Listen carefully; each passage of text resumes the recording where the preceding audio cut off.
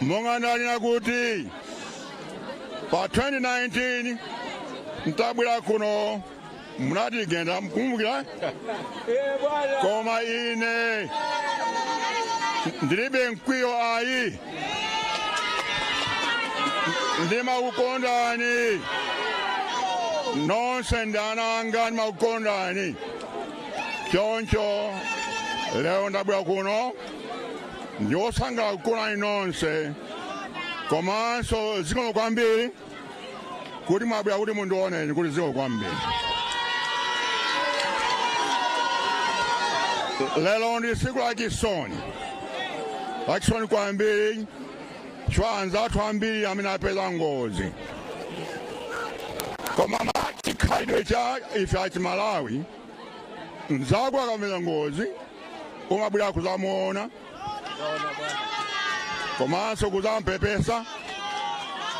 Choncho ine ndi anzanga onse a DPP tabwera kuno kuti tipepese taone anzathu abatu amene apeza ngozi tikuti pepani kanso ena atachibale ena nyumba zaonongeka ena katundu aonongeka ndikuti pepani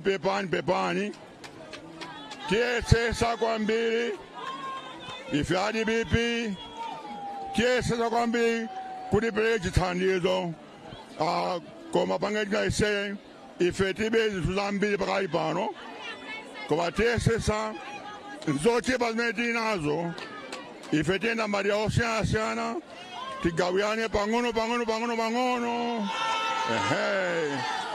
Ndiye nchifukwa ndabwera kuno ndikuti zikomo kwambiri koma tizabweranso kuno kuzachita nsonkhano.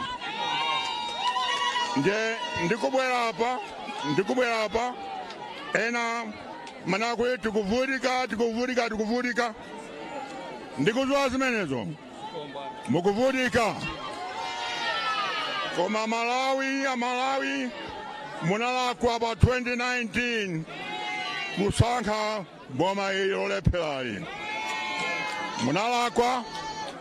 Ndiye msendaule ndi zaka ziwiri basi zasala pa 2025 tikubwera mboma pa 2025 DPP ibwera mboma ndipo ife takuthandizani nuyo.